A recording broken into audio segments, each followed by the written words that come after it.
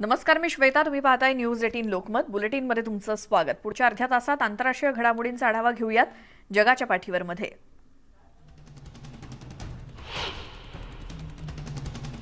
अमेरिकेचे अध्यक्ष Joe Biden मंगळवारी नॉर्थ व्हर्जिनियाच्या दौऱ्यावरती होते. डेमोक्रेटिक पक्षाचे नेते टेरी मकॉलिफ यांच्या प्रचारासाठी ते उपस्थित होते. गव्हर्नर पदासाठी मकॉलिफ निवडणूक लढतायत. डेमोक्रेटिक पक्षाच्या नेत्यांसाठी मकॉलिफ यांचा विजय महत्त्वाचा आहे.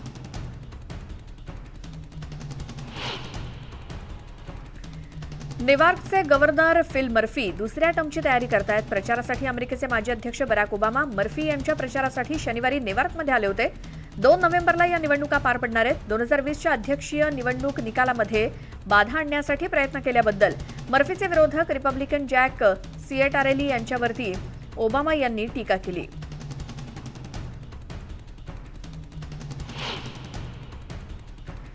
सरकार समर्थक खासदार फर्नांडो हेरेरा यांच्या आकस्मिक निधनानंतर पेरूच्या काँग्रेसनं सोमवारी अध्यक्ष पेड्रो कॅस्टिलो यांचं दुसरं मंत्रिमंडळ नामांकन सत्र बरखास्त केलं. काँग्रेसच्या अध्यक्षा स्मारिया अल्वा यांनी घोषणा केली की कामकाज 4 नोव्हेंबरपर्यंत शोक म्हणून स्थगित करण्यात आलंय. मंगळवारी संसद दिवंगत नेत्याला श्रद्धांजली वाहिल आणि खासदार फर्नांडो हेरेरा टेक्ना प्रदेशाचे प्रतिनिधी होते. त्यांचा हृदयविकाराच्या झटक्यामुळे मृत्यू झाला.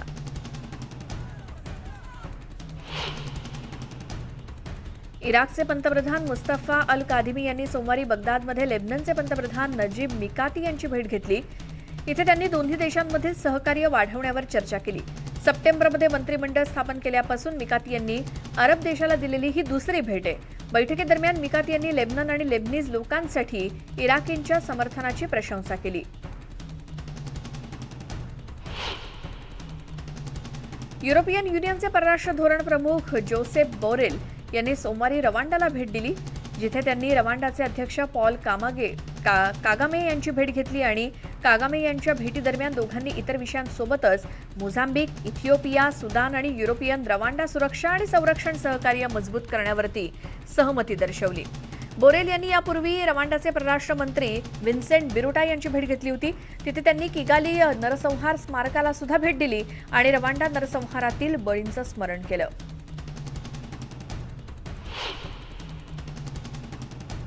संयुक्त राष्ट्रात अफगाण महिला नेत्यांनी पत्रकारांना संबोधित केलं. महिलांनी तालिबानवर मानवाधिकार उल्लंघनाचा आरोप केला आणि परिस्थिती बिघडण्याआधी तालिबान्यांना जबाबदार धरण्याचं आवाहन आंतरराष्ट्रीय समुदायाला केलं.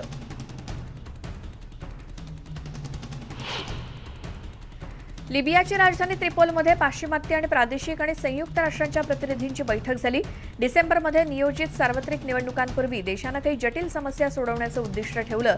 अनेक संघर्षमय मुद्दे टेबलवरती आहेत, ज्यात देशातील युद्धबंदी कायम ठेवणं, देशातील अनेक सशस्त्र गटांना एकच सुरक्षा संस्थेखाली एकत्र करणं आणि परदेशी सैनिकांची माघार यासह अनेक मुद्दे आहेत.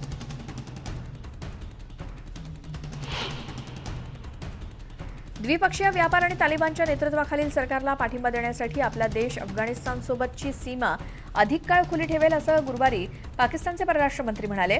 परराष्ट्र मंत्री शाह महमूद कुरेशी यांनी अफगाणिस्तानची राजधानी काबूलच्या एका दिवसाच्या दौऱ्यावरून परतल्यानंतर ही घोषणा केली, जिथे त्यांनी तालिबान नेत्यांची भेट घेतली आणि कुरेशी म्हणाले की पाकिस्तान अफगाणिस्तानला 5 अब्ज रुपये किमतीची मानवतावादी मदत देईल. रोमानियाच्या राष्ट्रपतींनी माजी लष्कर जनरल निकोलेस युका यांना पंतप्रधान म्हणून नामांकित केलं, जेणेकरून देशाची आरोग्य सेवा यंत्रणा क्षमतेवरती पसरलेल्या कोरोना व्हायरस लाटेदरम्यान राजकीय संकट संपवण्याचा प्रयत्न केला जाईल. रोमानियाच्या संसदीय पक्षांची सल्लामसलत केल्यानंतर राष्ट्राध्यक्ष क्लाउस इहोनिस यांनी नवं सरकार स्थापनेच्या प्रयत्नांसाठी नॅशनल लिबरल पार्टीचे स्युका यांना नामांकित केलं. इराक आणि अफगाणिस्तान या दोन्ही ठिकाणी सेवा केलेल्या स्युका सध्या काळजीवाहू संरक्षण मंत्री म्हणून काम करतायत.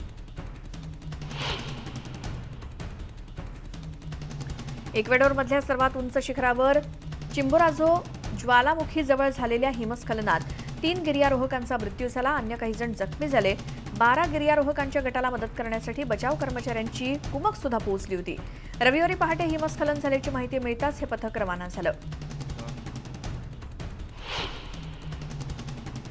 बोईज आणि इडाहो इथे सोमवारी एका शॉपिंग मॉलमध्ये झालेल्या गोळीबारात 2 जण ठार झाले आणि पोलीस अधिकाऱ्यासह 4 जण जखमी झाल्यानंतर एका संशयिताला ताब्यात घेण्यात आलं, असं पोलिसांनी सांगितलं. एका पत्रकार परिषदेत अधिकाऱ्यांनी सांगितलं की अधिकाऱ्यांनी संशयितांवरती गोळीबार केला. बहुतेक मॉल्स रिकामे करण्यात आले. यातल्या संशयित हल्लेखोराचा मृत्यू झाल्याचं पोलिसांनी मंगळवारी जाहीर केलं. यूएस फर्स्ट लेडी जिल बायडेन सोमवारी दक्षिण कॅरोलिनाच्या जॉइंट बेल्स चार्ल्स्टन इथे मुक्कामी होत्या. त्यांनी अफगाणिस्तानातील काबूल येथील विमानतळावरून विमान उड्डाणात सहभागी झालेल्या वैमानिक आणि कर्मचाऱ्यांना श्रद्धांजली वाहिली. अफगाणिस्तानातील यूएसच्या 20 वर्षांच्या युद्धाच्या शेवटी काबूलमधून 1,20,000हून अधिक अमेरिकन, अफगाणी आणि इतर सहयोगींना बाहेर काढण्यात आलं. एका आत्मघातकी बॉम्बरनं डझनभराहून अधिक यूएस सेवा कर्मचारी आणि 150हून अधिक नागरिकांचा बळी घेतला. याबद्दल त्यांनी शोक व्यक्त केला.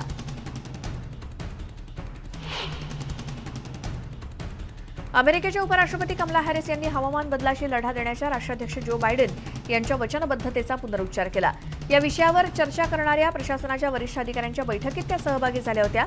2030 पर्यंत उत्सर्जनात 50% कपात करण्याचं आमचं उद्दिष्ट पूर्ण करण्यासाठी आम्ही कटिबद्ध आहोत. आम्ही ते उद्दिष्ट पूर्ण करण्यासाठी पूर्णपणे दृढनिश्चयी आहोत आणि आम्हाला कल्पना आहे की ते एक फक्त ध्येय नाही तर ती गरज आहे, असं कमला हॅरिस म्हणाल्या.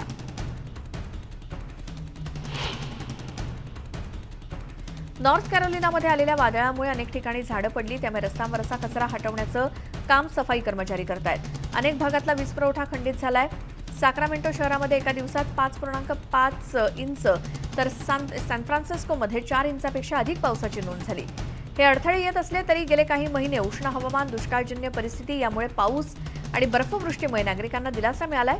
सततच्या वणव्यांमुळे प्रभावित झालेल्या या भागात झालेल्या पावसामुळे वणवा पुन्हा भडकण्याचं प्रमाण कमी होईल. साऊथ कॅरोलिनामध्ये सोमवारी झालेल्या पावसामुळे महामार्गावर पुराचं पाणी आलं आणि अनेक ठिकाणी झाडांची पडझड झाली आहे. तब्बल 3,80,000 घरांचा वीज पुरवठा खंडित झालाय. रस्त्यावर साठलेला बर्फ आणि मातीचे ढिगारे हटवण्याचं काम युद्धपातळीवरती केलं जाते. काही दिवसांपूर्वी दुष्काळजन्य आणि उष्ण हवामानाचा सामना करावा लागणाऱ्या या भागात पाऊस आणि बर्फवृष्टीमुळे हवामान आर्द्र झालंय. सामूहिक अपहरण, हिंसाचार आणि इंधनाच्या कमतरतेसह चालू असलेल्या सुरक्षा संकटाचा निषेध करण्यासाठी हैतीमधील कामगार संघटनांनी सोमवारी संप पुकारला होता. याच कारणासाठी गेल्या आठवड्यात अनिश्चित काळासाठी संप पुकारण्यात आला होता. पण जसजसे दिवस गेले, खासगी वाहतूक पुन्हा सुरू झाली, लोक पुन्हा कामावरती जायला लागले आणि अनेक व्यवसाय पुन्हा सुरू झाले. भूकंप तसंच राष्ट्राध्यक्षांची झालेली हत्या, टोळी हिंसा आणि सामूहिक अपहरणानंतर हैतीची राजधानी इंधनाच्या टंचाईमुळे मेटाकुटी झाली आहे. मेक्सिकोच्या दक्षिणेकडे रिक चक्रीवादळामुळे 105 किलोमीटर प्रति तास वेगानं वारे वाहत होते, तर किनारपट्टी जवळच्या डोंगर रांगांमध्ये जोरदार पावसाची शक्यता आहे. पूर, दरडी कोसळण्याचा अंदाज वर्तवला गेलाय. सखल भागात राहणाऱ्या नागरिकांसाठी तात्पुरत्या आश्रयाची व्यवस्था करण्यात आली आहे.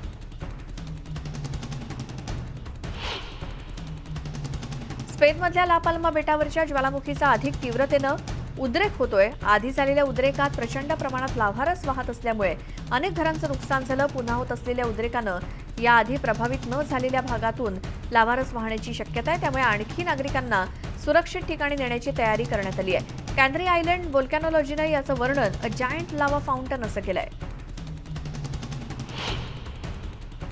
व्हेनेझुएलामध्ये कोरोना संकटानंतर प्रथमच ऑफलाईन शाळा सोमवारपासून सुरू करण्यात आल्या आहेत. सोशल डिस्टन्सिंगचं पालन करण्यासाठी बाकांची संख्या वाढवण्यात आली आहे.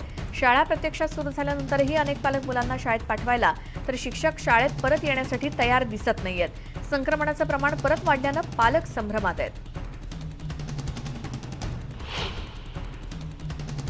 5 ते 11 वर्षातील लहान मुलांसाठी फायझर लसीचे 2 डोस दिले जावेत, अशी शिफारस अमेरिकेच्या आरोग्य तज्ज्ञांनी केली. अन्न आणि औषध प्रशासन लवकरच यावरती निर्णय घेईल. नियामक मंडळाला हा मुद्दा पटला तर पुढच्या आठवड्यात लसीकरण सुरू केलं जाऊ शकतं आणि तरुणांना आणि प्रौढांना दिल्या जाणाऱ्या डोसपैकी 1/3 डोस लहान मुलांना देण्याचा निर्णय होऊ शकतो. लक्षणजन्य संसर्ग रोखण्यासाठी लहान मुलांचं लसीकरण जवळजवळ 91% प्रभावी आहे, असं एका अहवालातून स्पष्ट झालंय.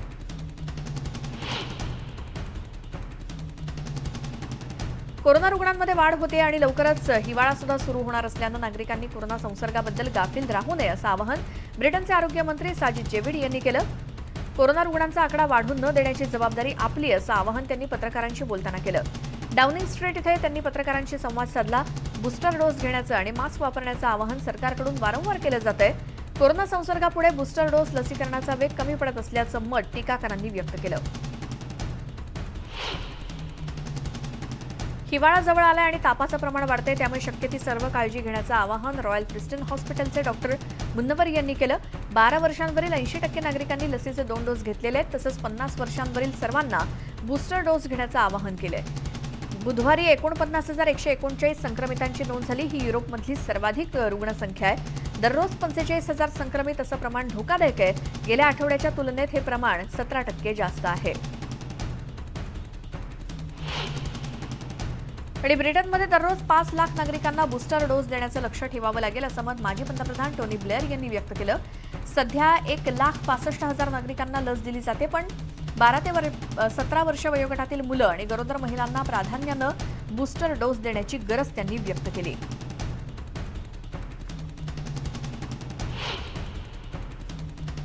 अशाच आंतरराष्ट्रीय घडामोडी आपण पाहूयात, मात्र एका छोट्याशा ब्रेक नंतर. पाहत राहा न्यूज 18 लोकमत.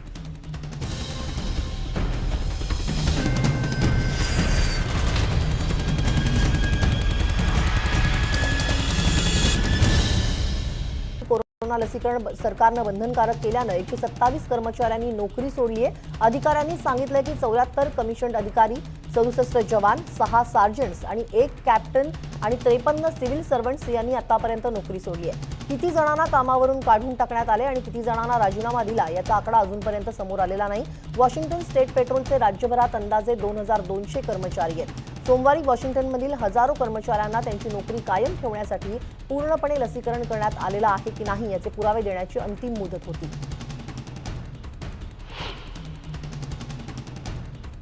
यूकेचे कॅबिनेट कार्यालय मंत्री मायकेल गोव्ह यांनी मंगळवारी वेस्टमिन्स्टरमधील रस्त्यावर लॉकडाऊन विरोधी आंदोलकांनी लक्ष केलं. गोव्ह यांना उद्देशून अश्लाघ्य टिप्पणी करण्यात आली होती, त्यामुळे उपस्थित पोलीस कर्मचाऱ्यांनी तातडीनं गोव्ह यांना सुरक्षित ठिकाणी नेलं.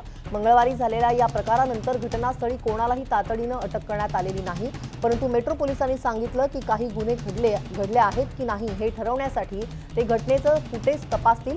गेल्याच आठवड्यात एसेक्समध्ये कन्झर्वेटिव्ह पक्षाचे खासदार सर डेव्हिड अमेस यांची निगरून हत्या करण्यात आल्यानंतर यूकेतील सर्व नेत्यांना अधिकची सुरक्षा पुरवली जाते.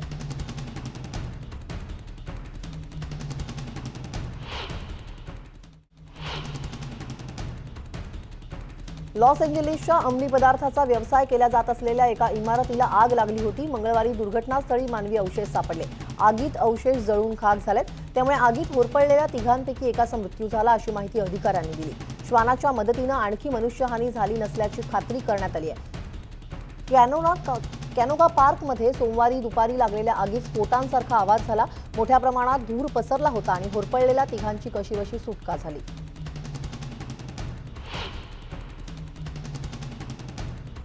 ह्यूस्टन जवळच्या ब्रुकशायर विमानतळाहून बोस्टनकडे उड्डाण करणाऱ्या एका विमानतळाला आग लागली. सुदैवानं यात कोणीही गंभीर जखमी झालं नाही.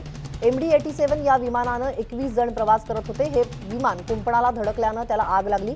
सुदैवानं यातून सर्वांना सुरक्षितरित्या बाहेर काढण्यात आलंय. केवळ एका प्रवाशाला पाठदुखी जाणवत होती. फेडरल एव्हिएशन ॲडमिनिस्ट्रेशनकडून या घटनेचा तपास केला जाणार आहे.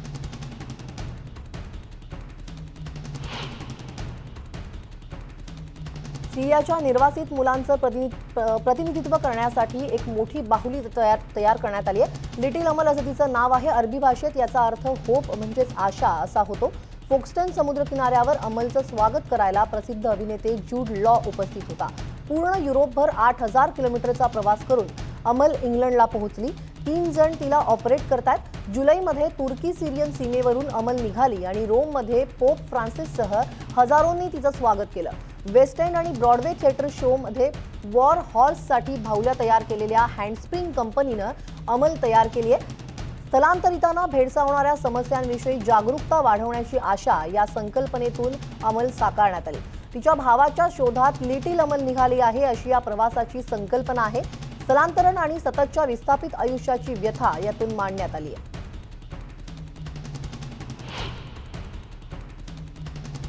उत्तर कोलंबियातील समुद्रकिनारी असलेल्या नेकोक्ली इथं मंगळवारी शेकडो स्थलांतरित अडकले आहेत. दक्षिण अमेरिकेतून अमेरिकेत जाणाऱ्या स्थलांतरितांसाठी पास बंधनकारक करण्यात आलेत.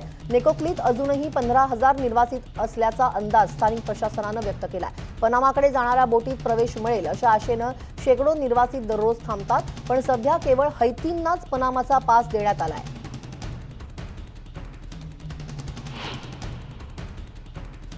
मेक्सिकन डे ऑफ द डेडची तयारी सुरू करण्यात आली आहे. त्यासाठी विविध फुलं बाजारपेठांमध्ये दिसत आहेत. यासाठी झेंडूची मखमली फुलं बोटींद्वारे एका कालव्यातून दुसरीकडे पाठवली जातात. ही फुलं मृत व्यक्तीचा पुढचा प्रवास सुखकर करतात अशी भावना यामागे आहे. त्यामुळे दफनस्थळी किंवा फोटोच्या बाजूला ही फुलं ठेवली जातात.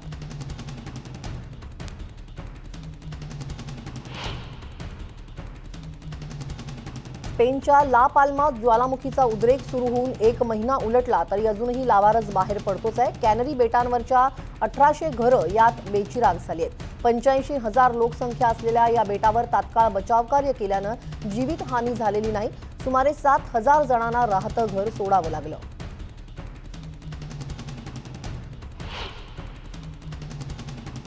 इतिहासाचे शिक्षक सॅम्युअल पॅटी यांची गेल्या वर्षी 16 ऑक्टोबर रोजी वायव्य पॅरिस उपनगरातील त्यांच्या शाळेजवळ चेचन वंशाच्या 18 वर्षीय मुलाने कट्टरपंथी बनून हत्या केली होती.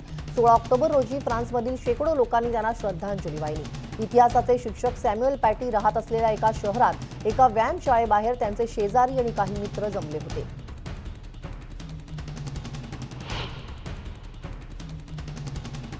अंमली पदार्थांची तस्करी रोखण्यासाठी इक्वेडोरमध्ये मंगळवारपासून लष्करी नियंत्रण कारवाया सुरू झाल्यात.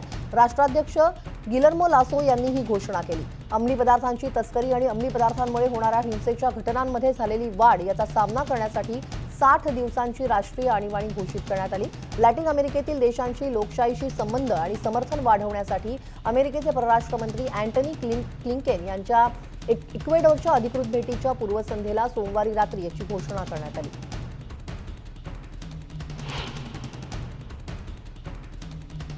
सी वॉच या मानवतावादी गटाच्या जहाजानं अनेक स्थलांतरितांना जे युरोपमध्ये पोहोचण्याचा प्रयत्न करत होते त्यांची सुखरूप सुटका केलेली आहे. हे सगळे स्थलांतरित युरोपमध्ये प्रवेश करण्याच्या हेतून निघाले होते, पण भूमध्य समुद्रातच ते अडकून पडले होते. रविवार आणि सोमवार या 2 दिवसातच जवळपास 412 स्थलांतरितांना या सी वॉच जहाजाने वाचवलं असून त्यांना सुखरूप किनाऱ्यावर आणण्यात आलं. या स्थलांतरितांना वाचवण्यात आल्यानंतर या स्थलांतरितांनी आनंद व्यक्त केलाय. वाचवण्यात आलेल्यांपैकी 3 जणांची प्रकृती नाजूक असल्यानं त्यांना तातडीनं वैद्यकीय मदत देण्यात आली आहे.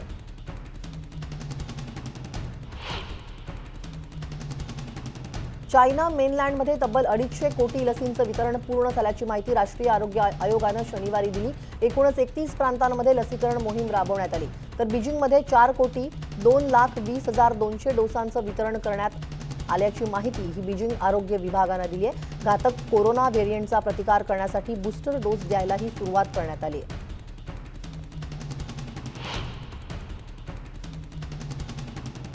यशस्वी लसीकरण मोहिमेमुळे इटली सरकारनं नाईट क्लब पुन्हा खुले करण्याची परवानगी दिली. रोमच्या नाईट क्लबमध्ये जाणाऱ्यांनी आणि क्लब मालकांनीही आनंद व्यक्त केला. तब्बल 2 वर्ष बंद असलेले नाईट क्लब शुक्रवारी पुन्हा खुले करण्यात आले. रेस्टॉरंट, सिनेमागृह, नाट्यगृह खुली झाली असली तरी नाईट क्लब सुरू झाले नव्हते.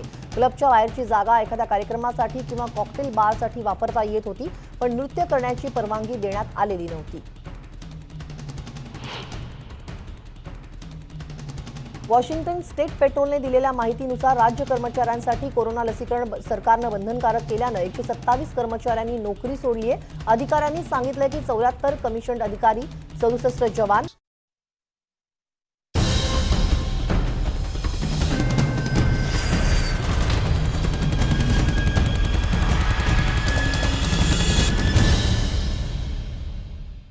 ब्रेकनंतर बुलेटिनमध्ये तुमचं स्वागत. पुन्हा पाहूयात आंतरराष्ट्रीय घडामोडी. अमेरिकेमध्ये सरकारी सल्लागार समिती centers for disease control and प्रिव्हेन्शननं देशाच्या 3ही लसींच्या आणखी डोसेसला मान्यता दिली आणि पुढची लस कोणती घ्यायची हे नागरिक ठरवू शकतात. मॉडर्ना आणि जॉन्सन अँड जॉन्सन लस घेतलेले नागरिक सुद्धा याला पात्र ठरतील.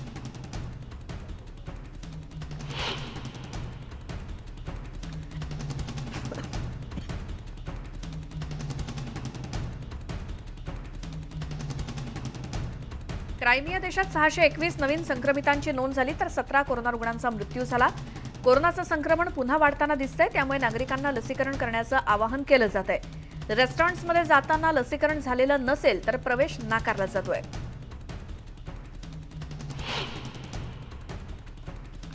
बेनिन देशाला 26 ऐतिहासिक कलाकृती परत करण्याआधी फ्रान्समध्ये त्यांचं प्रदर्शन भरवण्यात आलंय. काही पुतळे, सिंहासनं अशा अनेक वस्तूंचा यात समावेश आहे. आबोमी साम्राज्याच्या काळातल्या या वस्तू आहेत आणि पूर्वी केलेल्या चुका सुधारण्याची हीच वेळ आहे असं विधान फ्रान्सचे अध्यक्ष इमॅन्युएल मॅक्रॉन यांनी केलं होतं. स्पेसएक्स 3चा क्रू नासाच्या केनेडी स्पेस सेंटरमध्ये त्यांचं आगमन झालं.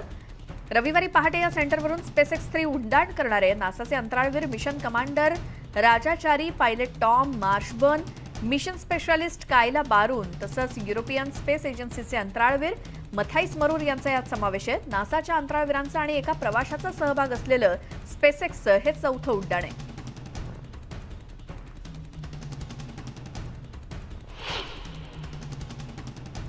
या आंतरराष्ट्रीय घडामोडी पाहिल्यानंतर जगाच्या पाठीवर आमच्या विशेष बुलेटिनमध्ये वेळ झाली इथेच थांबण्याची. मात्र इतर बातम्यांच्या सगळ्या अपडेट्ससाठी पाहत राहा न्यूज 18 लोकमत.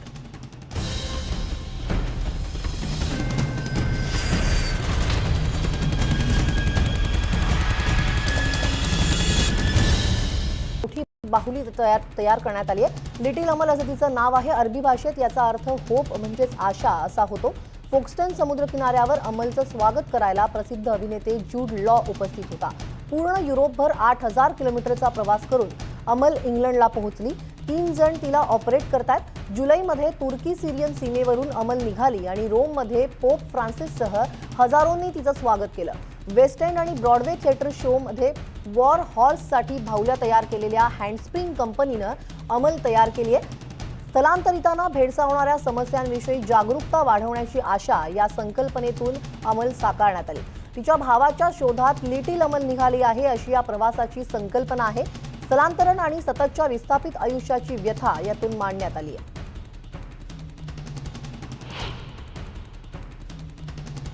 उत्तर कोलंबियातील समुद्रकिनारी असलेल्या नेकोक्ली इथं मंगळवारी शेकडो स्थलांतरित अडकले आहेत. दक्षिण अमेरिकेतून अमेरिकेत जाणाऱ्या स्थलांतरितांसाठी पास बंधनकारक करण्यात आले.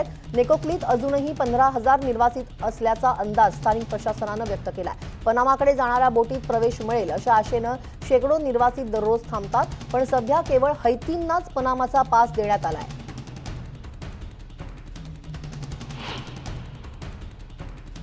मेक्सिकन डे ऑफ द डेडची तयारी सुरू करण्यात आली आहे. त्यासाठी विविध फुलं बाजारपेठांमध्ये दिसतात. यासाठी झेंडूची मखमली फुलं बोटींद्वारे एका कालव्यातून दुसरीकडे पाठवली जातात. ही फुलं मृत व्यक्तीचा पुढचा प्रवास सुखकर करतात अशी भावना यामागे आहे. त्यामुळे दफनस्थळी किंवा फोटोच्या बाजूला ही फुलं ठेवली जातात.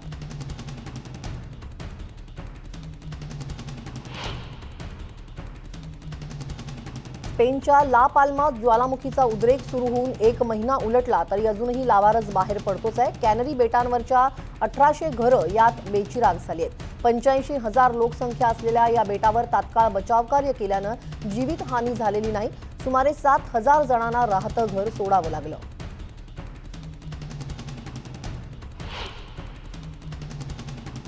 इतिहासाचे शिक्षक सॅम्युएल पॅटी यांची गेल्या वर्षी 16 ऑक्टोबर रोजी वायव्य पॅरिस उपनगरातील त्यांच्या शाळेजवळ चेचन वंशाच्या 18 वर्षीय मुलाने कट्टरपंथी बनून हत्या केली होती. 16 ऑक्टोबर रोजी फ्रान्समधील शेकडो लोकांनी त्यांना श्रद्धांजली वाहिली. इतिहासाचे शिक्षक सॅम्युएल पॅटी राहत असलेल्या एका शहरात एका व्यायाम शाळेबाहेर त्यांचे शेजारी आणि काही मित्र जमले होते.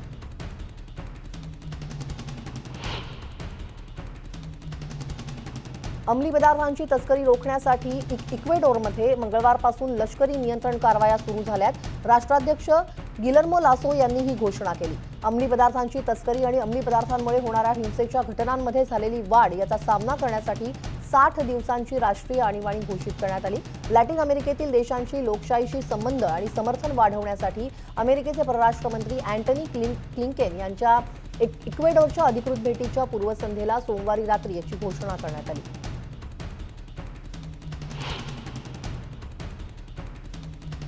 सी वॉच या मानवतावादी गटाच्या जहाजानं अनेक स्थलांतरितांना जे युरोपमध्ये पोहोचण्याचा प्रयत्न करत होते त्यांची सुखरूप सुटका केलेली आहे. हे सगळे स्थलांतरित युरोपमध्ये प्रवेश करण्याच्या हेतून निघाले होते, पण भूमध्य समुद्रातच ते अडकून पडले होते. रविवार आणि सोमवार या 2 दिवसातच जवळपास 412 स्थलांतरितांना या सी वॉच जहाजाने वाचवलं असून त्यांना सुखरूप किनाऱ्यावर आणण्यात आलं. या स्थलांतरितांना वाचवण्यात आल्यानंतर या स्थलांतरितांनी आनंद व्यक्त केलाय. वाचवण्यात आलेल्यांपैकी 3 जणांची प्रकृती नाजूक असल्यानं त्यांना तातडीनं वैद्यकीय मदत देण्यात आली आहे.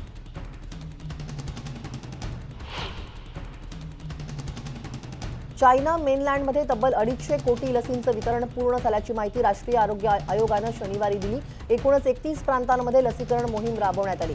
तर बीजिंगमध्ये 4,02,20,200 डोसांचं वितरण करण्यात आल्याची माहिती ही बीजिंग आरोग्य विभागानं दिली आहे. घातक कोरोना व्हेरियंटचा प्रतिकार करण्यासाठी बूस्टर डोस द्यायलाही सुरुवात करण्यात आली आहे.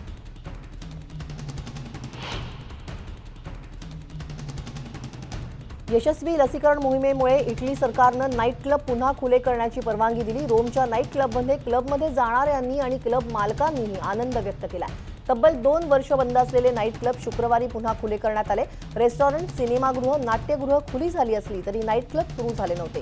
क्लबच्या बाहेरची जागा एखाद्या कार्यक्रमासाठी किंवा कॉकटेल बारसाठी वापरता येत होती, पण नृत्य करण्याची परवानगी देण्यात आलेली नव्हती.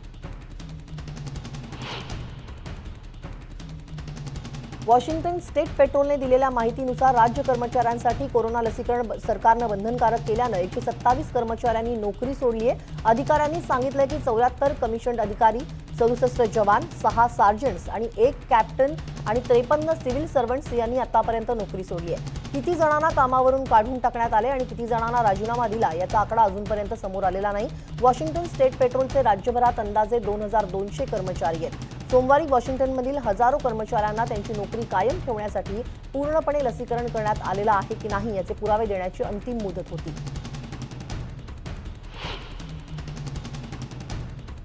यूकेचे कॅबिनेट कार्यालय मंत्री मायकेल गोव्ह यांनी मंगळवारी वेस्टमिन्स्टरमधील रस्त्यावर लॉकडाऊन विरोधी आंदोलकांनी लक्ष केलं. गोव्ह यांना उद्देशून अश्लाघ्य टिप्पणी करण्यात आली होती. त्यामुळे उपस्थित पोलीस कर्मचाऱ्यांनी तातडीनं गोव्ह यांना सुरक्षित ठिकाणी नेलं. मंगळवारी झालेल्या या प्रकारानंतर घटनास्थळी कोणालाही तातडीनं अटक करण्यात आलेली नाही. परंतु मेट्रो पोलिसांनी सांगितलं की काही गुन्हे घडले आहेत की नाही हे ठरवण्यासाठी ते घटनेचं फुटेज तपासतील.